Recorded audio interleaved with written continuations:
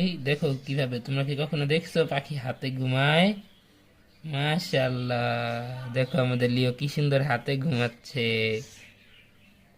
লিও, লিও, তুমি আরাম পাচ্ছো? কত সেবা চলতেছে লিওর। হ্যাঁ, লিওকে ডিস্টার্ব করো কেন? ঘুমাইতেছে না? তুমি ধরো না। লিও লিও, এই লিও,